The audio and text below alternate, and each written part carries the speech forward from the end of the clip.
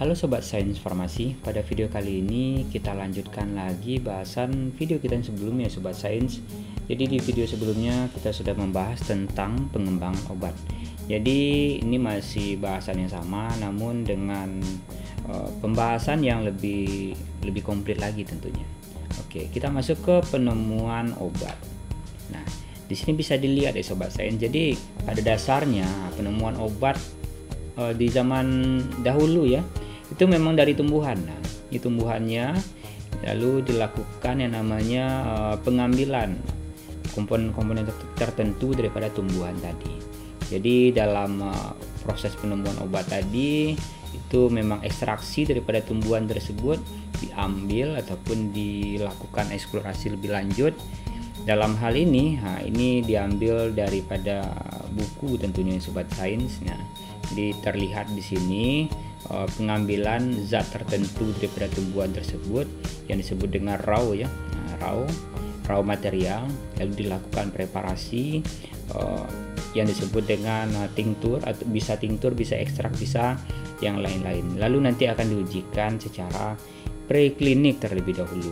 Jadi itu bisa menjadi kandidat obat. Nah, kandidat obat. Jadi itu bisa menjadi kandidat sebuah obat jika sudah menunjukkan hasil yang cukup bagus pada uji preklinik, barulah nanti kita akan melanjutkannya di uji klinik nantinya. Berikutnya ini merupakan sebuah fase tentunya Sobat Sains. Nah, fase ini bergerak maju di sini. Fase ini bergerak maju di mana di sini bisa dilihat ya. Fase yang pertama itu pasti studi in vitro terlebih dahulu. Jadi studi in vitro ini yang di luar tubuh tentunya gitu ya, yang di awal sekali harus ada itu biologi produknya seperti apa, sintesa secara kimianya bagaimana, yang akan merujuk terhadap lead compound ataupun kompon utama daripada tumbuhan ataupun zat kimia yang akan menjadi kandidat obat tersebut. Lalu setelah cukup data pada uji in vitro, lalu dilanjutkan ke uji in vivo tentunya. Ini bisa disebut juga dengan in vivo. Bisa disebut dengan uji in vivo. Jadi uji ke hewan. Nah, di sini. Setelah itu didapatkan data efikasi, selectivity dan mekanismenya secara molekular tentunya. Namun ini masih dalam tahapan pada hewan tentunya.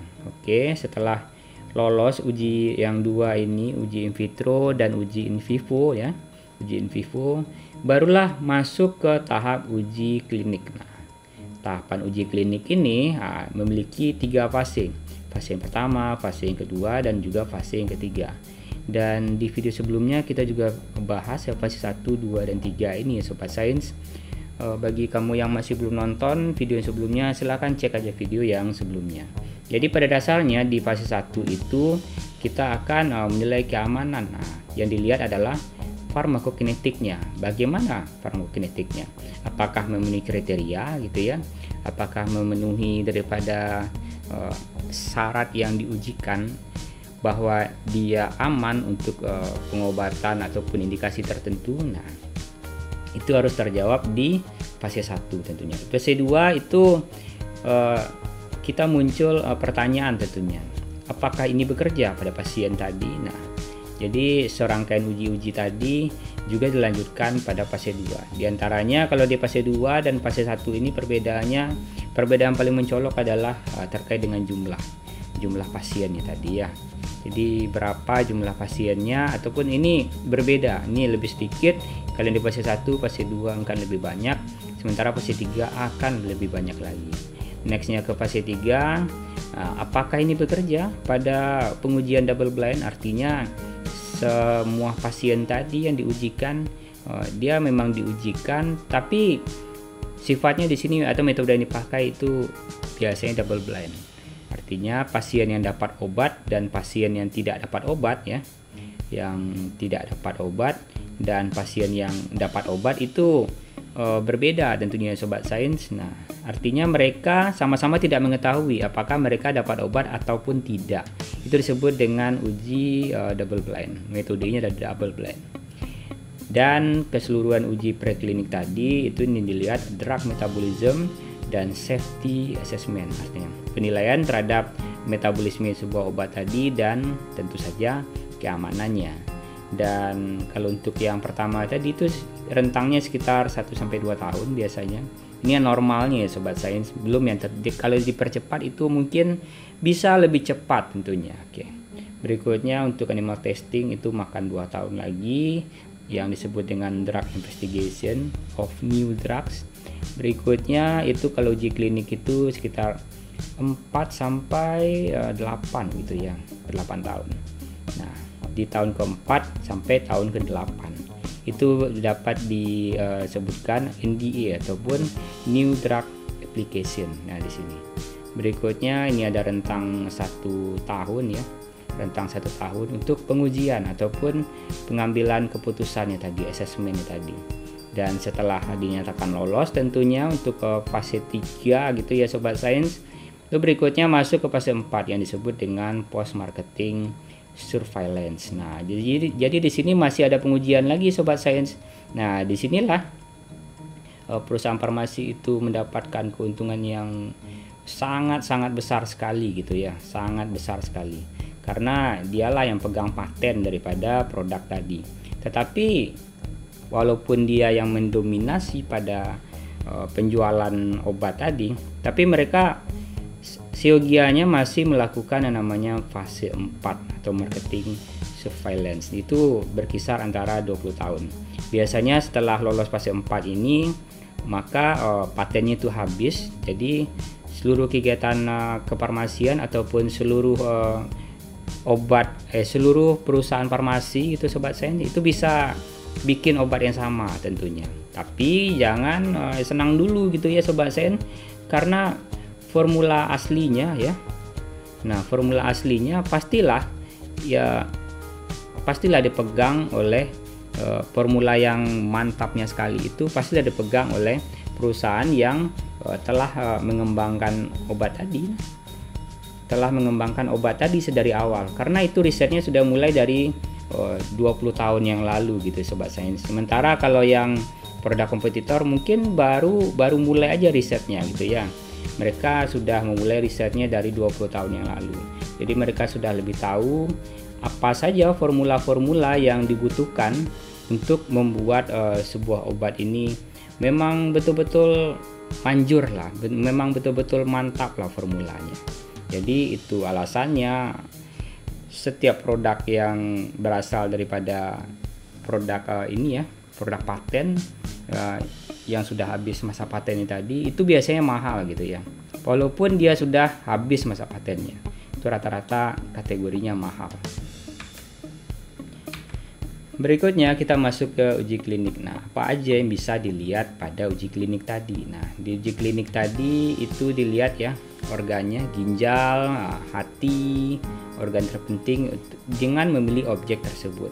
Jadi objek-objek inilah ataupun organ-organ inilah yang menjadi sasaran target yang kerap kali dan harus diamati oleh setiap peneliti tentunya.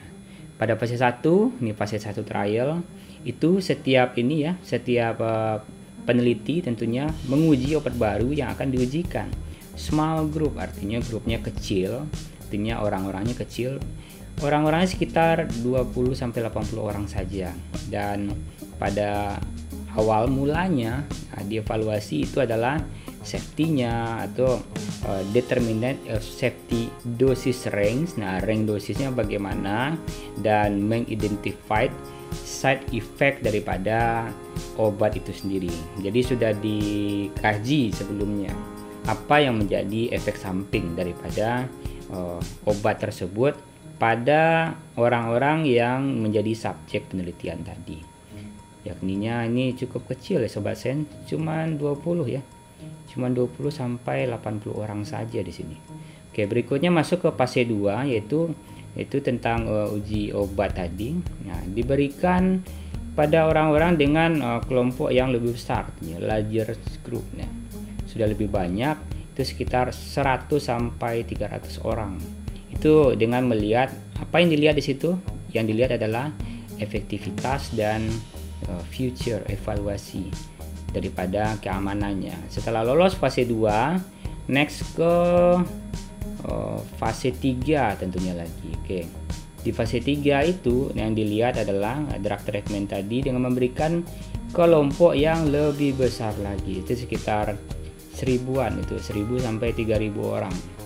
Dan itu dikonfirmasi, yang dikonfirmasi adalah efektivitas, monitoring side effect. Nah, side effectnya membandingkan dengan obat-obat yang biasa digunakan, istilahnya kompetitornya, dan mengkolek informasi ataupun mengumpulkan informasi daripada obat-obatan tersebut yang merujuk terhadap keamanan. Nah, setelah ini dicapai tentunya itu bisa produk tersebut bisa dipasarkan. Oke. Bisa dipasarkan dan proses marketing akan bisa dilaksanakan tentunya di fase 3 tadi ya Sobat Sains. Sudah lolos fase 3 baru bisa dipasarkan. Itu baru muncullah dolar-dolar tentunya ya Sobat Sains, yang merujuk terhadap pendapatan gitu ya. Dan berikutnya masih ada fase 4 trial yang disebut dengan post marketing. Yang dilihat di situ adalah informasi terkait risiko obat, benefit, dan penggunaan yang lebih optimal. Jadi di fase 4 itu masih terjadi yang namanya pengembangan minor tentunya Sobat Sains. Apa perbedaan daripada keempat fase tadi? Nah, kami juga sudah merangkum di sini daripada keempat fase ini. Nah, fase yang pertama itu pada manusia sehat tentunya Sobat Sains. Jumlahnya sekitar 20-80 orang. Jangan mengecek apa saja yang ditimbulkan pada orang sehat. Tentunya subjek tadi orang sehat Sobat Sains. Orang sehat. Dengan dosisnya 1 sampai 50 daripada dosis yang efektif pada hewan. Tentunya kalau untuk konversi dosis manusia ke dosis hewan ataupun dosis hewan ke manusia, tentunya kita pakai ada tabel tersendiri ya Sobat Sains. Kalau bagi kamu yang ikut kuliah farmakologi pasti tahu itu tabel apa. Dan ini digunakan untuk menilai keamanan, efek biologi, metabolisme, kinetika ataupun nasib obat dalam tubuh, serta interaksi obatnya. Berikutnya juga fase 2 ya. Lebih banyak sekitar 100 sampai 30 orang, 100 sampai 300 orang, sorry. Jadi di sini pasiennya adalah pasien orang yang sakit. Dan apakah itu berguna bagi kesehatan pasien? Range dosis ini penting, metabolismenya bagaimana, kinetikanya bagaimana, dan dilakukan oleh clinical pharmacologist dan clinical investigation tentunya. Di sini sudah banyak sekali ya Sobat Sains yang terlibat di dalam penelitian ini. Jadi nggak hanya farmasi saja, namun sejawat kesehatan lainnya itu pasti akan terlibat pada uji klinik ini. Next ke fase 3. Fase 3 itu dilakukan memastikan apakah obat tadi benar-benar berkhasiat. Artinya singkat cerita, kalau sudah masuk fase 3, obat-obatan tadi sudah relatif aman tentunya. Karena sudah melewati serangkaian uji sebelumnya seperti uji preklinik ya. Uji preklinik yang diberikan kepada hewan tentunya. Yang diberikan kepada hewan sudah lolos. Nah, sudah lolos, dan fase 1 juga sudah lolos. Fase 2 sudah lolos, dan otomatis kalau di fase 3 itu sudah relatif lebih aman gitu ya. Relatif lebih aman. Dan ini dilakukan pada orang tentunya Sobat Sains, karena ini uji klinik. Nah, jumlah orangnya sekitar 1000 sampai 3000 orang, dan di sini sudah dapat mengidentifikasi kemungkinan efek samping. Dan yang paling penting adalah mendapatkan data toksisitasnya. Dan fase 4 itu marketing surveillance. Di sini perusahaan farmasi tersebut sudah bisa yang namanya jualan obat tadi, dan pengamatan pada obat ini sudah beredar. Tentunya ini pakai paten ya. Diproteksi oleh paten tersendiri. Dan ini apa aja yang bisa kita lihat ya pada uji toksisitas. Nah, ini rangkumannya ini pada hewan tentunya. uji klinik ataupun keamanannya tadi. Ini biasanya kalau yang toksisitas akut ya, toksisitas akut itu kita melihat pendekatannya itu dengan dosis akut itu lethal dosis ataupun membunuh kira-kira 50% ya pada binatang percobaan, dan ini digunakan untuk tuntunan dosis maksimum, tuntunan ataupun menentukan dosis maksimum yang dapat ditolerir oleh subjek penelitian. Dan biasanya ini 2 spesies dan 2 rute ya. Tapi yang terbaru sepertinya sudah bukan 2 lagi Sobat Sains, tapi sudah 3 ya. 3 hewan pengerat dan 1 hewan non pengerat. Jadi bisa dikategorikan hewan pengerat itu ada tikus ya, ada tikus, ada mencit, ada yang lain-lain lah gitu ya. Jadi 3 hewan pengerat, 3 hewan pengerat dan 1 hewan non pengerat. Jadi itu ada 3 tentunya Sobat Sains. Oke, dan komentarnya dengan membandingkannya dengan dosis terapi. Berikutnya untuk toksisitas subakut di sini. Jadi 3 dosis, 2 spesies, dan dapat diperlukan waktu 6 bulan sebelum uji klinik. Dan makin lama waktu pemakaian uji klinik, maka makin lama pula subjek subakut tersebut. Jadi ini penelitian ini cukup makan waktu gitu ya Sobat Sains. Dan biasanya kalau untuk anaknya 1 itu 1-2 ini aja, itu toksisitas akut dan toksisitas subakut saja. Dan komentarnya kalau untuk yang toksisitas subakut itu pada kimia klinik, tanda-tanda fisiologis, studi-studi otopsi tentunya, hematologi, histologi, studi-studi mikroskopik elektron, serta identifikasi toksisitas pada organ sasaran. Ini menjadi fokusnya pada toksisitas subakut. Nextnya masuk ke toksisitas kronik ya. Jadi 1-2 tahun. Jadi ini cukup lama nih penelitian gitu ya. Jadi kalau dijadikan sebagai riset mahasiswa itu kasihan mahasiswanya, sudah sampai 2 tahunan gitu ya. Tapi kalau dipecah menjadi beberapa mahasiswa mungkin bisa saja dilakukan dengan 1 dosen pembimbing tentunya. Berikutnya ini diperlukan bila obat yang dimaksud akan digunakan pada manusia untuk dalam jangka waktu lama. Ini butuh data ini yang data toksisitas kronik. Itu makanya kalau yang tadi itu Sobat Sains, yang tadi itu kita ngebahasnya yang ini ya. Oke. Yang ini tadi itu bisa makan waktu, ini kesini aja sudah sampai 2 tahun, ini sudah makan waktu 2 tahun lagi. Uji klinik itu makan waktu 4-5 tahun, dan untuk marketing surveillance itu makan waktu sekitar 11 tahunan.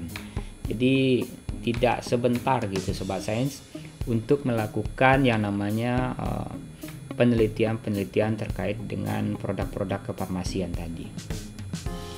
Berikutnya itu terkait dengan efek pada sistem reproduksi. Jadi efek ini dikaji pada perilaku hewan, tentunya pada hewan betina dan betina dan jantan tentunya di sini Sobat Sains. Jantan dan betina pada hewan tersebut kawinnya bagaimana dan reproduksi bagaimana, persalinannya bagaimana, dan tanda-tanda lahirnya bagaimana. Jadi data ini sangat penting bagi ibu hamil tentunya, keamanan obat terhadap ibu hamil dan ibu menyusui tentunya. Dan kategori ini cukup penting untuk dibahas tentunya Sobat Sains. Dan berikutnya pemeriksaan fertilitas yang menjadi fokus pada topik reproduksi ini, teratologi. Nah, teratologi, efek-efek perinatal, pasca natal, dan laktasi.